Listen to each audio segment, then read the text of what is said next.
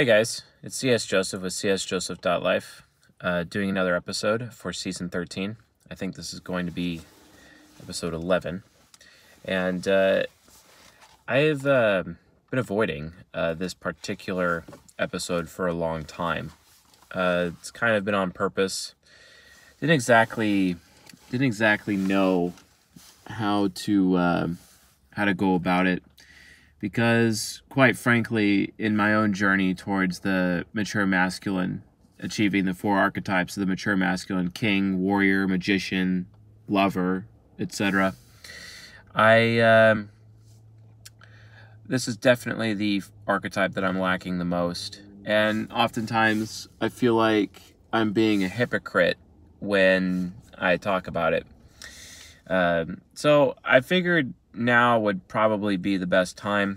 I just freshly come back from my third trip to Vegas in my life, and it was for some work that I was doing, and I was at a NetApp user group, and I was a presenter or a speaker there at the user group and whatnot.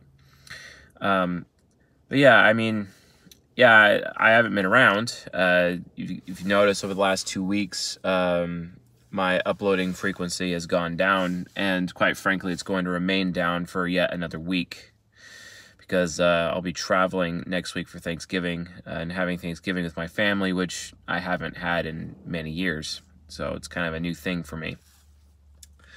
But I mean, I just got to be real with you folks. This archetype of the mature masculine is definitely, it seems to be the more out of reach for me than the other archetypes. And by now you're obviously asking, like, okay, now why is he in the car in the dark? Well, it was the most convenient private place for me to film this particular lecture. It's getting really cold out here. Yes, I get it's in California, but in the Bay Area, it can get pretty cold at night. Wasn't able to go to the park, and I'm not exactly comfortable filming something like this in my makeshift studio right now. So, given as to how, serious of a discussion this is, and I get that, many of you are watching this, and some of you are men, some of you are women. This particular lecture is definitely aimed towards the men, but it can definitely benefit, the female viewers, because then you have additional standards and practices with which you can hold your fellow men to. Standards, expectations, accountability. Accountability is everything, especially when it comes to men, etc. And a lot of my life, I've definitely been lacking in accountability. So up until I started having children, I will say that having children is definitely the highest form of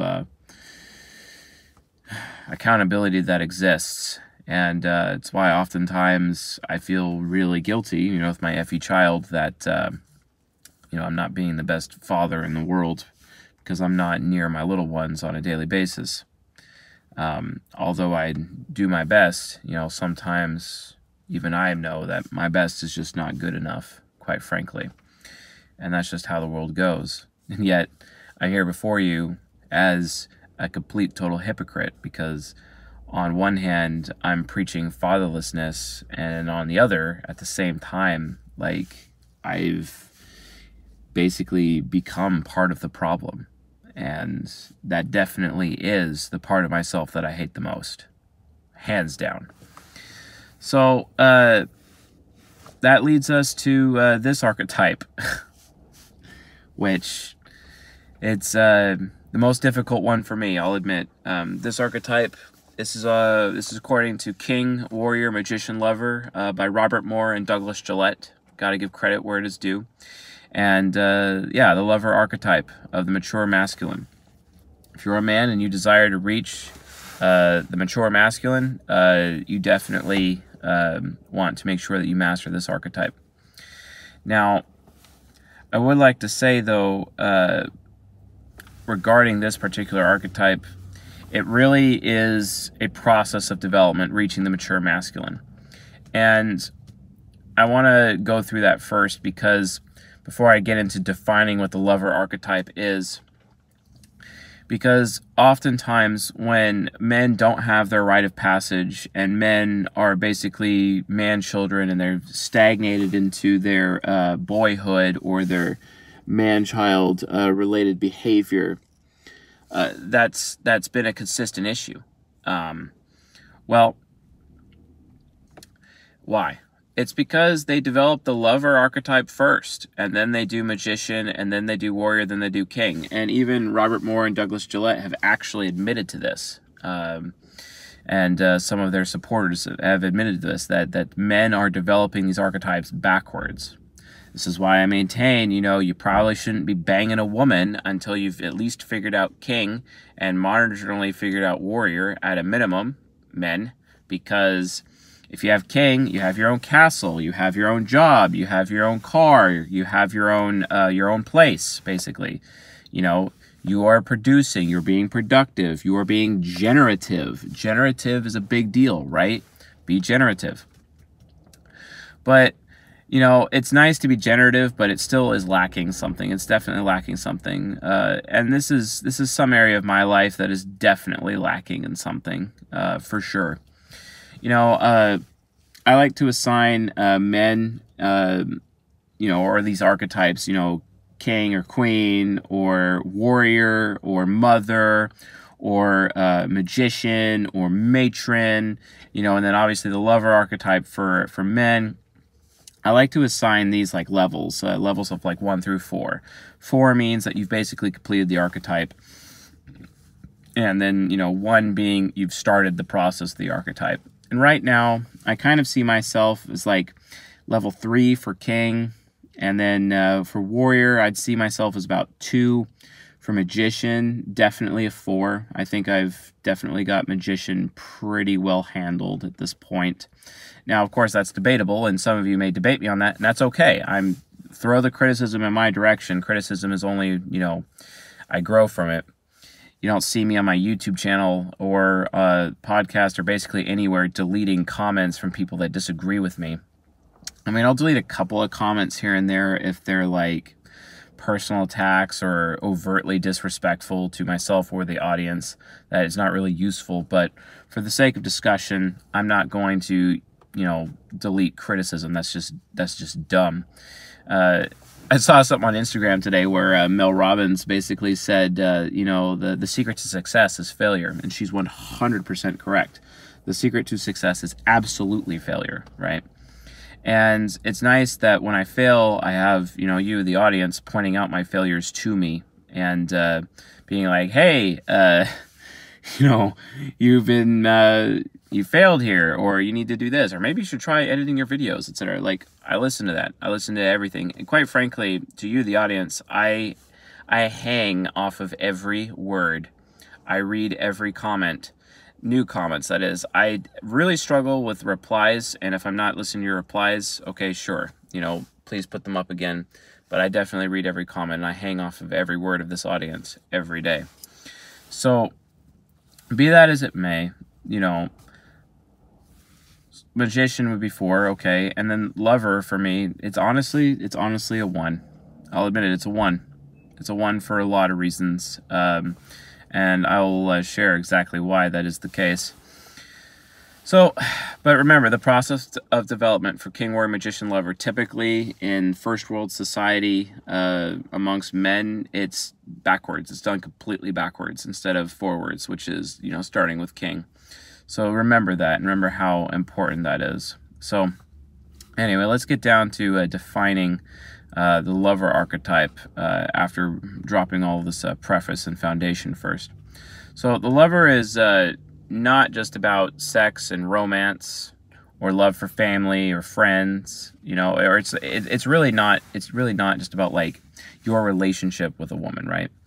It's family, it's friends, it's good food, it's good drink, obviously women, of course, driving fast, basically enjoying life, really enjoying life and actually taking a moment to enjoy. right? And that's a very serious thing for men to do, because either men enjoy way too much, or they don't enjoy enough, basically. And there's a variety of reasons as to why that is the case. But the lover archetype also has mastery over one's own emotion or feeling. They understand their ideals, what they're about, what they stand for. Basically, the cause that which a man would take up upon themselves and fight for. It's also being sensuality. Basically, it's a man who's in touch with using his senses in all areas of his life, and that's all of his senses. And it's not just the five senses, right? Where touch, smell, what you see, it's what you hear. It's also using your intuition as well, those types of sensing. And the lover really exists as an archetype for a man to experience a complete life, to experience every component of life. And this is really represented in, I think, the Hindu god Shiva, and Shiva, who I believe is like the god of death or whatnot, and then has a relationship with a man, a sexual relationship with a man, and then ends up, at the point of orgasm, cutting the man's head off. Now, correct me if I'm wrong, if I'm getting my mythologies mixed up there, but I believe that's how the story goes. And the cutting of the man's head off, it's about death, right? It's really about death. And orgasm, the original root word, the root meaning of the word orgasm actually translates into the phrase little death, right? Just like the Chinese call sex flowery combat with their word. That's basically how they describe sex. It's flowery combat. Well, that can be a problem, right? Because when you're trying to understand the lover, it's all about completeness. Men, we're trying to seek completeness or an end, that we want to get to the end of our life and knowing that we've lived a complete life. With women, it's opposite of that. Women, it's completely different. They want to keep life going. They want to keep it going and make it last as long as possible.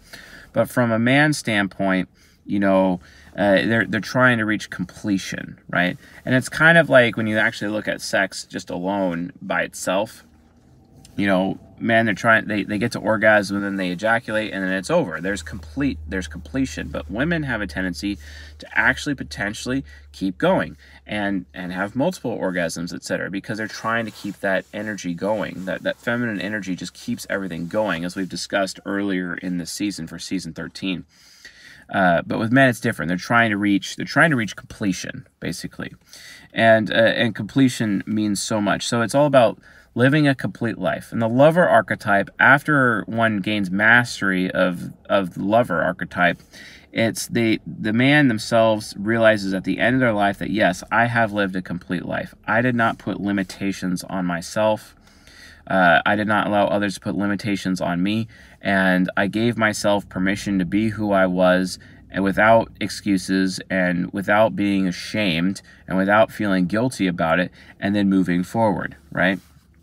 So a man in touch with the lover archetype ends up feeling deeply, whether these feelings are of joy or pain. Now, this is very interesting because oftentimes our society or people in our society are constantly focused on avoiding pain as much as possible. And I'm here to tell you that pain is insanely useful. In fact, quite frankly, it's more useful than joy or pleasure at the end of the day, because through pain we actually gain wisdom. And it's through wisdom that we can have full understanding of the power of love. For us to actually understand love and use love, to even know what it is, we have to have the wisdom, enough wisdom to understand it. This goes back to the Garden of Eden with Adam and Eve in the garden. And in the Garden of Eden, you have these two freshly made human beings who don't even actually understand love. They don't even know how good they have it in the garden, right? And then they get kicked out of the garden. Then they start to realize just how bad things really, really are. You don't know any of that until you have loss. You don't understand the importance of heat until you're in the cold, where there's an absence of heat, right? Absence is love is a very painful thing, but it gives you the wisdom to try to understand it so that you actually understand what love means and why it is important, right? And you can't have that understanding without wisdom, and you can't gain wisdom without pain or suffering. So quite frankly, you can't really have love without pain or suffering in your life. You can't understand what love actually is. So a man who is in tune with joy and in tune or in tune with pain, he is able to access the lover archetype, because if you understand pain, you know what's missing and you seek after it, right? And that allows you to potentially unlock life and actually enjoy life for all it has to offer. The world, this earth, is a very amazing place, and it's rich and full of tons of wonders and experiences. Not that most of the very young, depressed children watching this or listening to this would definitely debate me on that, but that's a fact. Y'all need to grow up, by the way. Just saying. And yeah, your life's hard and it sucks, but guess what? It's the same for everybody else. You know, you're going to be in the ditch for a while. How about you grow some stones and get out of the ditch and keep moving forward, even though people are driving by you and you're just walking naked, freshly out of the ditch, left for dead, and everyone else is going farther. Stop looking at them and look at yourself. Just focus on putting one foot after another. That'd be nice, right?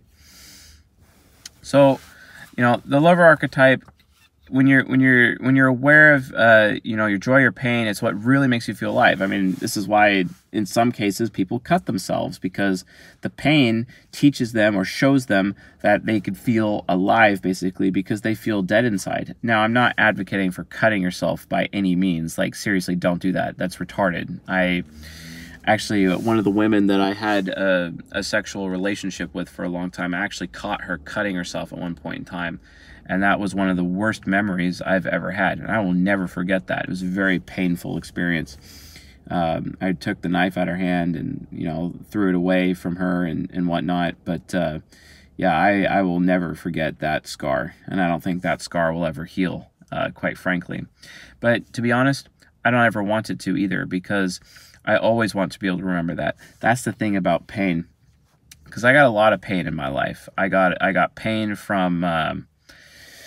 I got pain from being the fat kid in school and weighing almost 20 stone around my high school age. Dealing with the fact that my parents were not really happy that I was an ENTP, and then also dealing with some sexual abuse in my life, and then additional pain later, having student loan debt like crazy, which caused me to end up being homeless, and I struggled with homelessness a couple times in my life, 2 times specifically, and two major ones, we'd say. But I got through it, and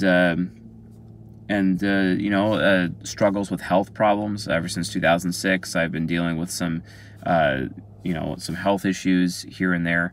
Got through that, survived that, etc. I even actually almost died when I was 4 years old because I had an appendectomy because my appendix exploded, and I ended up getting sepsis, and I almost died as they were operating on me as a 4-year-old, right? So, yeah, gotta love Generation X and their manufactured food. Anyway, artificial food. So, be that as it may, I wouldn't trade my pain for anything. I would not trade it for anything in the world, because my pain is who I am. My pain and all of my failures and all of my flaws and all of my screw-ups, it's, quite frankly, the most important thing to me is my pain. And I'm sure one day, when I reach joy and I reach happiness and I finally actually achieve happiness, because I'll be honest, I've only really experienced happiness just a few times in my life, but each of those memories when it did, I treasure them, and I treasure them forever, because those are the greatest treasures, right? But my pain is also my treasure too, because my pain gives me wisdom, right? I wouldn't be talking to you actually at all without facing my bout of homelessness that I had. I lost my job in the crash of '09 and 2010, and then I couldn't get rehired. I was a graduate fresh out of school, trying to do what I could. I was also arrogant and stupid, and ended up losing everything in the process. But because of that, a man came up to me, offered me a small minimum wage job to do some stuff for him, and through him I met a coworker who also worked with him, and that coworker basically stripped down all of my knowledge that I had of Myers-Briggs type indicator and taught me real Jungian analytical psychology, and he became my first mentor, right? So, and I'm very thankful for him. I'm very thankful for what Mr. Bryant did for me in those days, and him mentoring me and actually showing me the ropes of manhood. He was an ESTP after all, and ESTPs, they have this thing where they like to make fellow men stronger, and he saw me as a weakling, and he definitely made me stronger for it. It's a very painful process, but it was definitely worth it in the end. So, again, I wouldn't even be here talking to you right now, recording this YouTube or podcast lecture for you to peruse. I wouldn't even be here without the pain in my life, right? So pain is very significant, very, very significant, in as much as joy is very, very significant. I have some very, very, some very important treasured memories, like the time my son was born. That was incredible. Same thing with my daughter, or my first girlfriend, actually. She was definitely an incredible woman, and someone that I miss every single day. If you ever seen that film, A Walk to Remember, right? Well, that was kind of like my life almost in high school. I met her in high school. I took her to prom and everything. We actually saw Star Wars Episode 3 together. It was like one of the best dates ever. And she ended up breaking up with me, actually. Gosh, when she broke up with me, I was completely destroyed. I couldn't even think. I couldn't even handle it, because I absolutely loved her. I would have given my life for that woman. I definitely planned on one day being able to, reach king and warrior and magician, earn enough money, get a ring for her, put a ring on her finger, the whole 9 yards, right? And then she breaks up with me, and she tells me, I can't get in the way of your life. I can't get in the way of your world. You're going to go out there. You're going to get an education, because I was going to, university in Fremont, California, in the Bay Area, right? Which, funny, I actually live out here again after swearing I'd never come back, and yet here I am, right? A lot of good that did me. But, my first girlfriend, her name was Molly. She was a fantastic woman. She broke up with me, and she said it's because she didn't want to get in the way of my life, and I was going places, and I just didn't even understand that. It didn't even make any sense to me at all. It was like, are you kidding me? I love you, and I know you do love me too. Seriously, why? But I didn't understand. And she kept up with the breakup. She cut me off and wouldn't really have anything to do with me anymore. And I'm like, wow, this is horrible. And then shortly thereafter, she died of brain cancer. I didn't even know she had brain cancer. She never told me. But she died. So, and in those days with her, I absolutely was happy, right? So this is just an example, and I've had other, happy moments here and there, but very few, right? But they're very treasured, very important, right? And I'm sure plenty of you out there or watching or listening have similar memories like that as well. But then there's also a lot of pain, right? And pain is the default. And we have to understand that pain is important, especially in terms of the lover archetype. So hold on to your pain. Don't let go of it. And don't necessarily try to get away from your pain, because if you get away from your pain and if you're avoiding pain, you're going to lack wisdom. And if you lack wisdom, you're not going to be able to understand or wield the power of love, the greatest power of all, the lover archetype, right? So remember, life, everyone sees life in different ways. FI users, FE users, they see life in terms of, good or bad. This is a good thing, this is a bad thing. This is a valuable thing or a valueless thing, right? Or a TITE user views the entire world from the point of view of true false. This is true, this is false, right? Let me tell you something. Life is not about what is good or bad. Life is not about what is true or false. Life is about what is wise and what is not. That is what life is actually about. But we're so focused on ourselves and so focused on our immediate surroundings that we can't even figure that out. We can't even realize that our cognitive functions that we've been given, within our psychology, it's not about determining what is a valuable thing or a good thing or a bad thing. It's not about true or false. It's really, really about what is wise and what is not. Because through understanding what is wise, then we could actually understand what love is and where love comes from and what love is for, right? Just like in the Garden of Eden, you don't really understand love until you have it taken away from you. That's the point. That's the point. You don't really understand immortality until you have it taken away from you, right? So there's a lot to it. So, a man in touch with the lover archetype, they're all about experiencing all of life, every component, every aspect of life that there is to offer, even discovering new ways to experience life. And it's all about being alive and feeling alive, right? And, pain does that as much as joy. Right? Feeling alive, being alive. So a man who is in tune with the lover archetype, he feels alive. He's got vigor and vigor, he's an empath. He's in tune with empath. If he's an FE user, that is. If he's an FI user, he's a sympath. Okay, because FI is for sympathy. It's also for shame. FE is for empathy. It's also for guilt. Right? So a man who is in tune with his lover archetype is able to actually feel these things and see the world through these ways, etc. And then as a result of that, they become socially capable. There's a lot of men listening to this right now who would consider themselves not socially capable, especially those who have social anxiety. I'm talking to you, INTPs. Talking to you, ISTPs, especially with your FE inferior, social anxious, social anxiety, or those of you that have SE inferior, INJs, same thing, right? There's a lot of issues there. But remember, the lover archetype is all about living the complete life. It's about having a life of meaning and purpose. Purpose is everything. It's not necessarily about good food and drink and art and women, but it is of those things sure, certainly. But it's about living free. I mean, rules are constraining. Like religion, it's constraining, which is kind of interesting because, you look at religion, throughout, and you compare it to what people said, and you have a lot of religions in the world who are all about rules and regulations, and if you do X, you get Y, etc., right?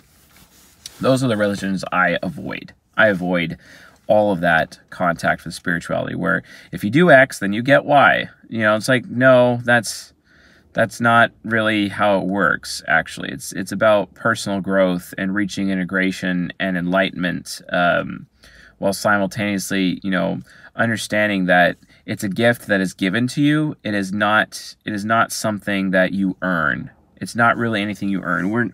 We're not here to earn. We are here to experience joy and to experience pain because it develops wisdom so that we can love people. You can't love without wisdom, right? It's like in a yin and yang equilibrium, right? Where love is the pliable yin in that case, and the wisdom is the yang, etc. Or you could even argue the vice versa, actually. Or wait, maybe they have primary and secondary components within the two of them. That sounds like a yin and yang to me. The point is, it's not about, how we really see it. Life is so much more complex than that. It really is. A man in touch with, lover archetype, he's not constrained by rules. It's not about rules. It's not about dogma. I mean, Steve Jobs said it best, don't be caught up in dogma, which is living with the results of other people's thinking. Do not do that. How about living with the results of your thinking and your heart? Why aren't you following your heart? That's what the lover archetype is all about. You have to follow your heart, right?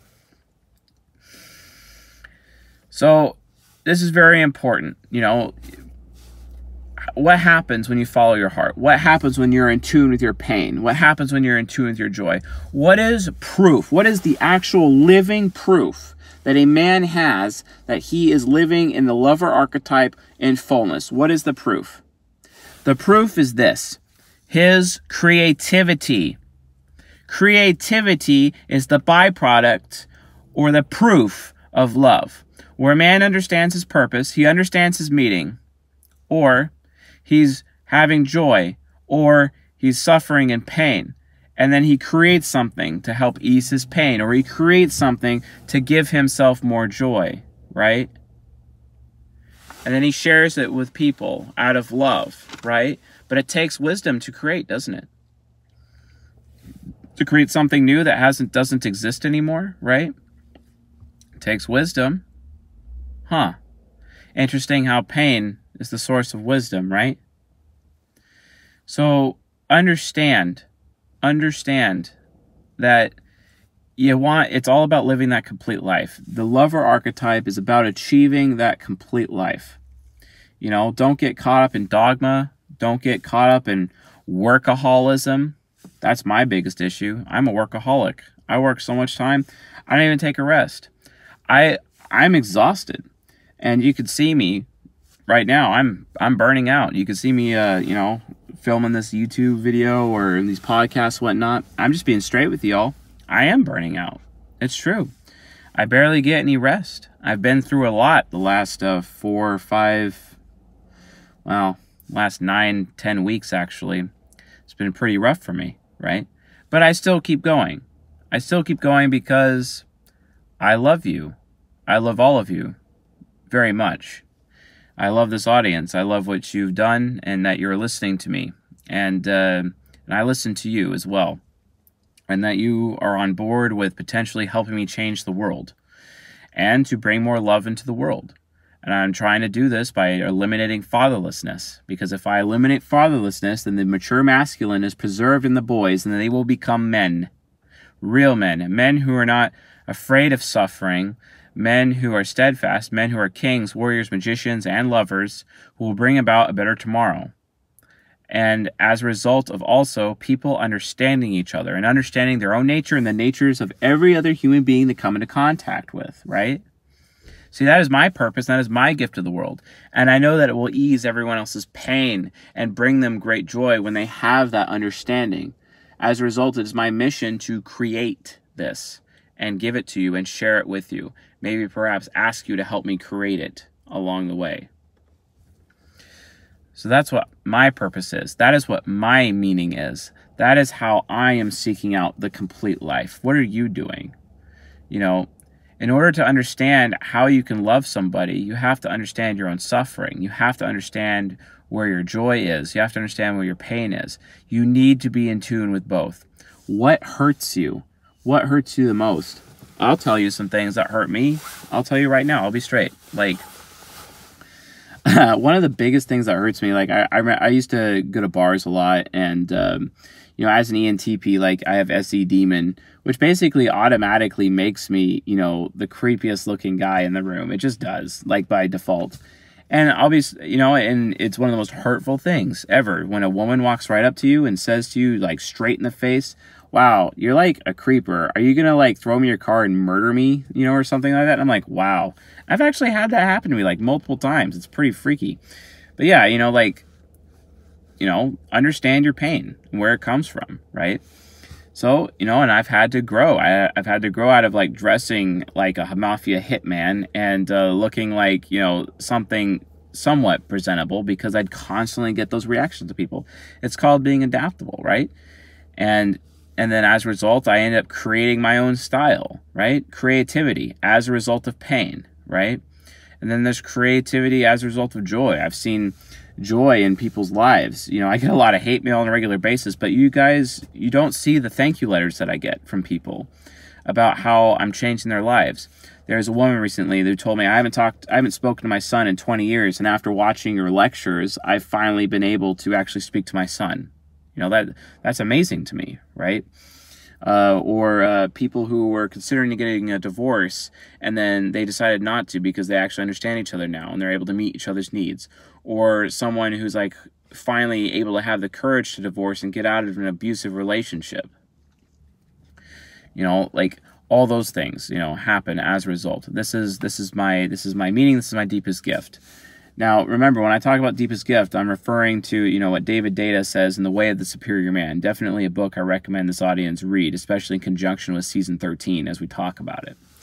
Because David Data, he actually describes the lover archetype at length within his book, and talks about the dance between the masculine and the feminine, and how, you know, the man's deepest gift, his deep, meaningful purpose is the lover archetype, and how it can manifest and how it can be brought into play. And it's as a result of understanding a man's joy and understanding a man's pain, and being understanding of what that is for you personally, men. So it goes beyond that. So when you're in your lover archetype, it's about being fully present. It's about you having self-respect, right? We talk about the 4 pillars of self-intimacy. You got to establish your needs. You have to understand your standards. You have to understand your boundaries, and then you know your personal goals, right? The 4 pillars of self-intimacy, and then after that, you have the roof that go above the pillars, and that's self-respect, right? So men, make sure you have self-respect.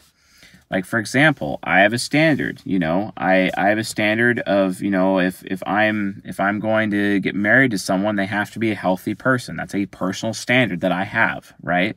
And I'm not ever going to break that standard, for example. And that's a boundary that I put up with any, you know, women that I have intimate relationships with, because it's like, hey, if I'm going to be putting a ring on your finger, I expect you to be healthy. As healthy, if not even more healthy than me. And, you know, to give you run for your money, I'm always going to make sure that I'm healthy, if not healthier than you, just to make sure that that pressure is always there. Because I don't ever want you to wake up one day and think it's okay to just let your body go, like so many women do, for example, right? No man wants that. Men want their women to be beautiful forever, indefinitely, and it is possible. I've seen it with my own eyes. I've had a 73-year-old woman talking to me, and she was very fine, and then at the same time she tells me that her youngest daughter is only 21, and I'm like, but you're in 70s? What? So just to give you an idea, like, those miracles can happen, but those miracles are replicatable, very replicable. So anyway, so let's talk about how the lover archetype can actually turn into a total disaster and go into its shadow modes. There's 2 shadow modes to it. There's the addicted lover, and then there's the impotent lover. So the addicted lover, it's a constant joy fest. They're eternally restless. I actually know somebody. He's an ESTP, lives in Canada. He's definitely what I would call the addicted lover. He has overinflated expectations about everything. For some reason, he thinks that watching Netflix is going to, and constant Netflix over and over and over and over again, you know, is going to make him into a better man and have more knowledge, for example. And he is also telling me about how, you know, no one will respect him if he doesn't have, you know, any experiences, you know, to share with them, etc. You know, and it's like, well, how about you just create new experiences on the fly instead of like trying to fill yourself with things that may or may not be applicable at a later date anyway, you know.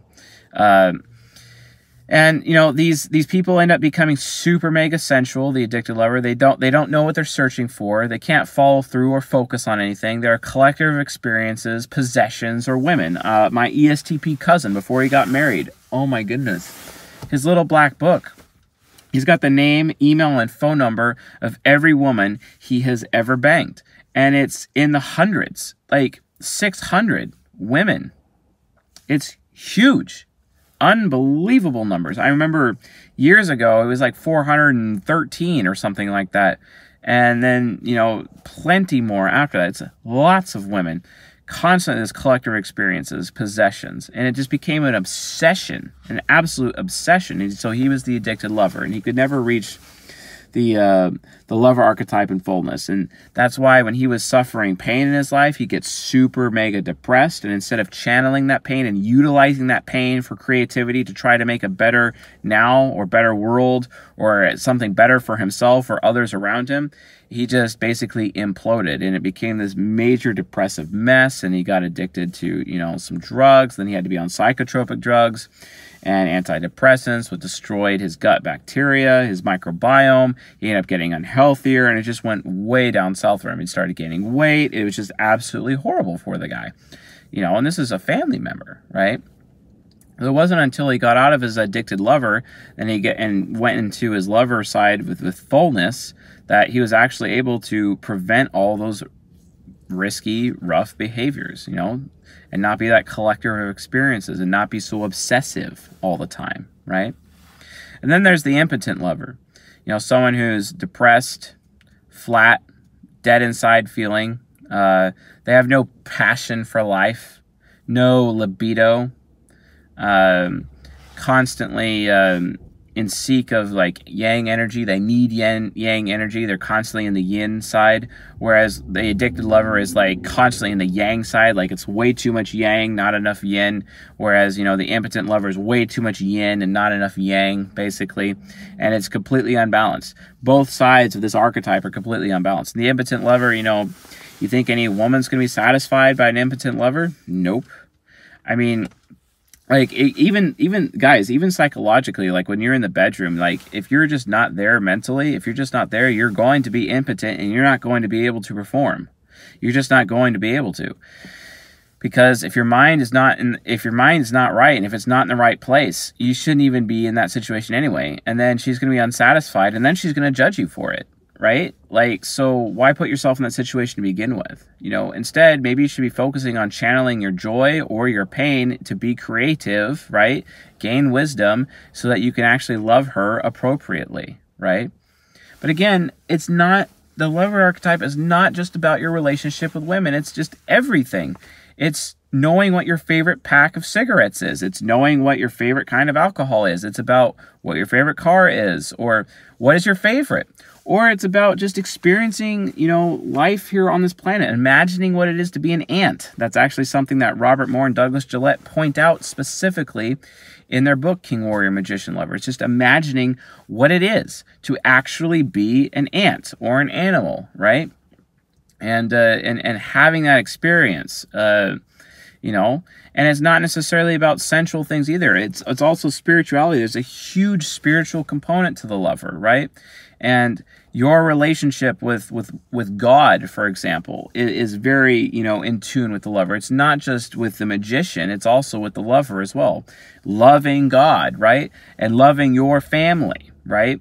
And giving to your family. The lover archetype is all about giving, and giving your deepest purpose and giving your deepest meaning and being meaningful in everything that you do, right? But if you're too busy, stuck at a dead-end job, not going anywhere, maybe you should just burn your boats. Tony Robbins said something very, very, very significant for the lover archetype. I saw something that he talked about that was just really profound, you know, and he's like, you know, Cortez, he showed up in the New World and he was going to conquer things, but he thought his men's morale was not good enough after showing up, you know, in South America. So he had his men burn their boats. They burned the boats because that means the men were committed.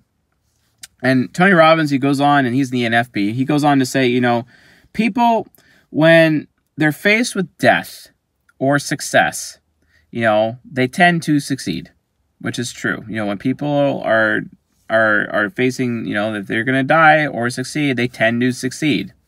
That's a fact. Maybe, you know, in order for you to enjoy life, maybe you should be willing to burn your boats. Maybe you should be willing to activate your superego to burn your life down in its current form and rebuild it anew, right? If you don't know what I'm talking about, maybe you should be watching some of the other lectures. You know, that's what the superego is for. Just be careful. It has a lot of collateral damage, and there is no turning back. There is no turning back when you do that.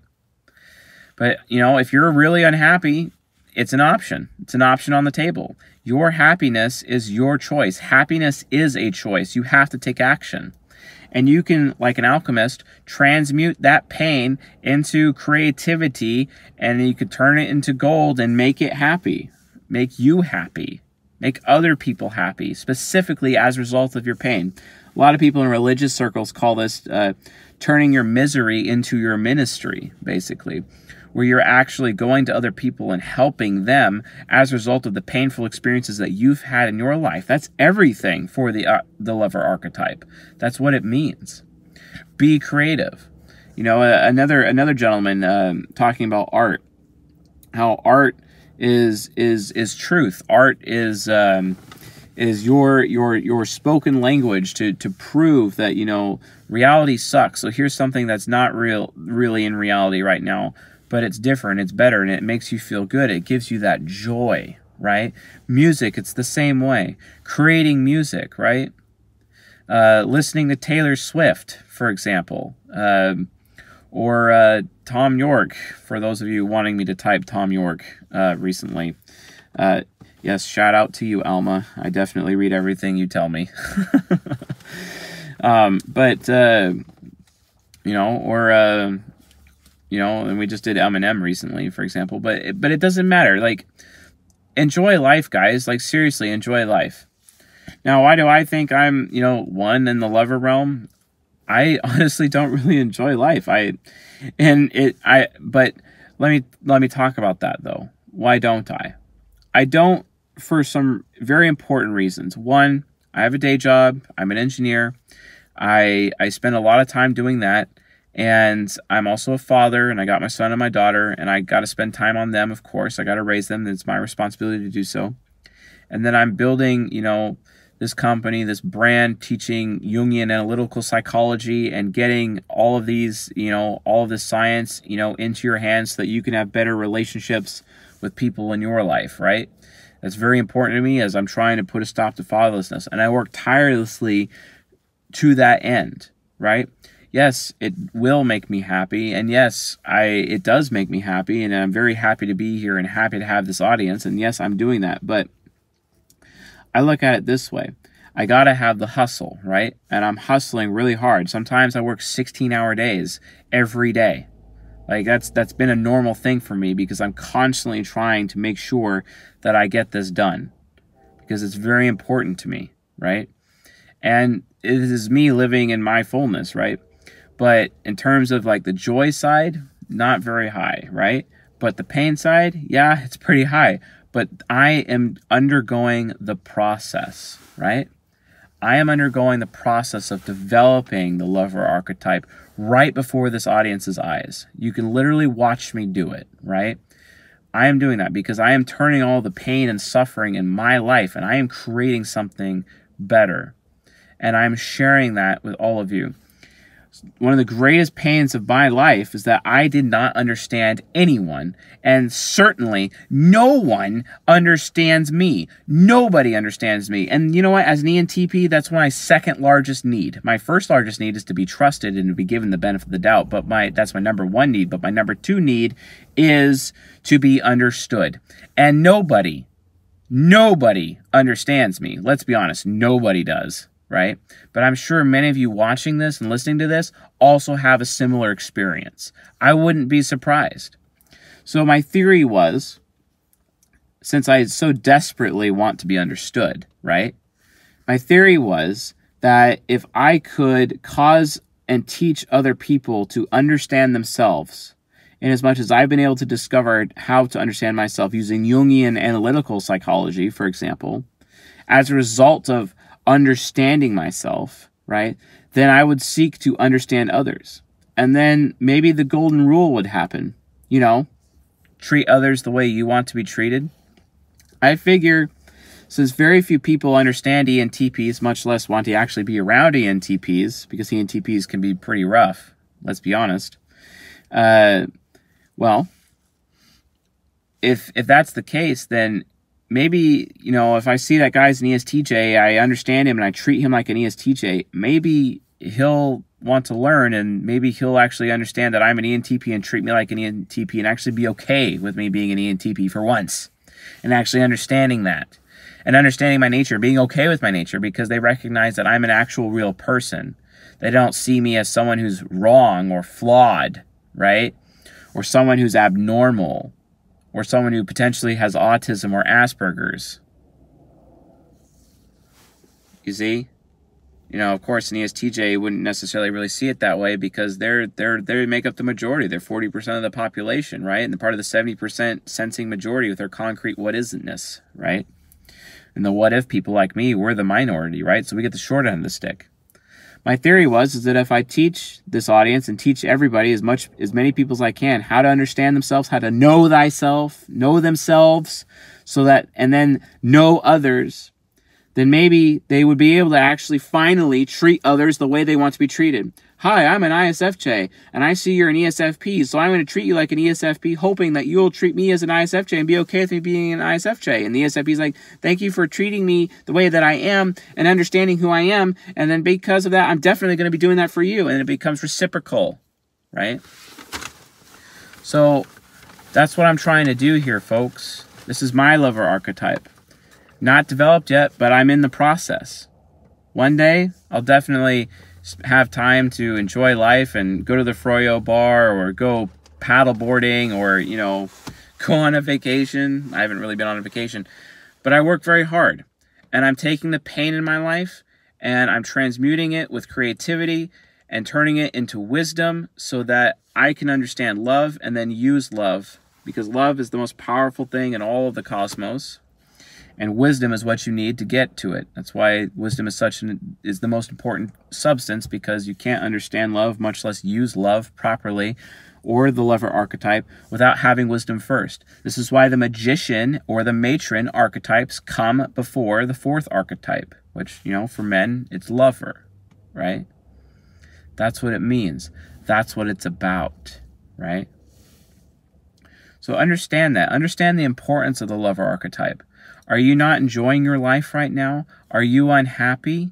Okay, most of you are. But guess what? That's okay. Take that pain and create something out of it. If you don't know what it is, figure it out. If you don't know what makes you most happy, that's fine. Then look at what makes you most pained and work on that until you figure out what makes you most happy. You got to have the 4 pillars of self-intimacy to get those goals right. If you don't know what to do, fine, you will find out. Let me give you some recommendations, right? Read every book written by Gary Vaynerchuk. He wrote Crush It and Crushing It. I'm just about to finish Crushing It. I'll be done very soon, probably in a day or two. Read that, and also read Lean Startup by Eric Ries. Read those 3 books. You'll have everything that you need to know to get started, basically, once you actually find out that one thing that you're going to be doing, whatever that is, right? Men, you have to do this. Be the lover. Don't be impotent like I was, because when I was in the shadow mode of the lover archetype, before I was even developing the lover archetype, I was the impotent lover. I mean, of course I was. I weighed 20 stone, right? And yeah, pathetic, weak, incapable, having no libido whatsoever, right? Understand that this is a problem, a serious problem. So take back your libido, create things, use your pain, use your joy. If you got joy, great, use it, share it with other people. If you got pain, use it, create something, share it with others. Understand your meaning, understand your purpose, your deepest gift in life, and give it to other people. Have self-respect. Do not allow yourself to be constrained by dogma or rules, regulations, right? These social norms that people put on us, you know, like for example, even like the institution of marriage, etc., and legal marriage, you know, and the influences from the Catholic Church, or the influences of the marriage license, which was created by like a king who wanted to marry his cousin, and he created a marriage license to make it legal for him to do that, etc. Like, what a farce. That's not what true love is all about. Remember, love your neighbor as yourself. But in order to love your neighbor, you have to love yourself first, which means you need to be responsibly selfish. You have to be willing to take care of yourself, right? Something that I am still learning how to do today. All of you have many of you have told me, hey, you need to take better care of yourself. You're burning out. You're right. I do. I do need to take better care of myself. It's one of my weaknesses. You see it every day. You see it sometimes, you know. And that's why I haven't putting out much videos, because I've been focusing on taking care of myself and trying to get additional sleep and trying not to be sick and trying to have self-respect in that regard, right? And next week, you won't hear very much from me either, because I'm going to be having Thanksgiving with my family and I haven't had that in many years. It's going to be the first time in a long time, right? So understand like how important this is. It's all about understanding your deepest gift, what makes you meaningful, and it's either your joy or your pain. You know, I know this lecture is very focused on pain, but that's because the majority of us are in pain and very few of us are actually joyful. But if we want to have a joyful world, especially with this holiday season coming up, I recommend you start turning that pain through creativity to create something good for everyone else, to create something that eases our pain or brings us joy because of what you have suffered in your life. Remember, failure and suffering is the default, but failure and suffering brings wisdom, and that will ultimately lead to love as a result of having such understanding. And that is the importance, the true importance of the lover archetype. And then once a man has completed the lover archetype, he literally has reached the mature masculine. So men, when you reach the mature masculine in fullness, raise up other men into it as well and become leaders of this world and take back your personal sovereignty. Never allow anyone to disrespect you again, especially yourself. And then as a result, make decisions. Make decisions financially, with your relationships, romantically, parentally, education-wise, politically. Make decisions from the perspective of personal sovereignty, because you cannot have personal sovereignty without the mature masculine or the mature feminine if you're a female, right?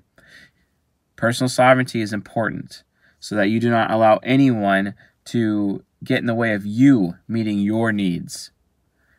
And you respect your own your own personal sovereignty by having personal standards, and you enforce boundaries and borders from other human beings so that they do not inhibit you from meeting your needs. And then you have personal goals so you can finally get what you want and what you dream of. And let me tell you folks, I got a lot of dreams and I work hard every day, 16-hour days some days, specifically to make those dreams come true. And you know what? I'm definitely, every step of the way, going to be bringing this audience alongside with me as I make that happen, so that you also, because you're a member of my audience, will be able to make your dreams come true. That is my commitment and my conviction before you today. Anyway, if you found this lecture useful, helpful, educational, enlightening, please subscribe to the channel here on YouTube and on the podcast. If you would like to support us on the podcast, I think the podcast has a support link. You can support us there. We're also going to be releasing a Patreon very soon, so thank you all for your patience on that. There's going to be some pretty cool goodies that are going to be available for that, and we're definitely going to be growing from there. If you would like to look into books and source material, it's posted on my website at csjoseph.life. Just check out the books, and you're good to go from there. If you would like to join our Discord server to get on our live streams for how to type, as well as our Q&A session that we do every week, it is just join our Discord. The link is in the video description. If you would like to go to our meetup group to show up at our meetups, which will potentially be throughout the country, it's in the Bay Area psychology, philosophy, politics discussion group. You probably have to look up in near San Francisco and meetup.com to get on the group, but the link is also in the video description as well. So thank you all for joining me tonight, and thank you all for allowing me to share some of my pain with you. It's important to me that you understand that I am a real human being.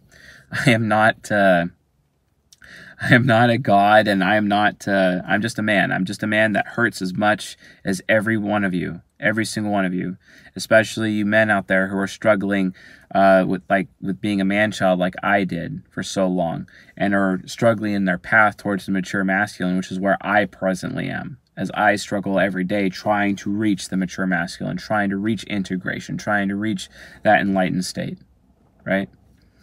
So, thank you for joining me on this journey, and let's continue to do so for the betterment of our world and for a better tomorrow for our children and future generations.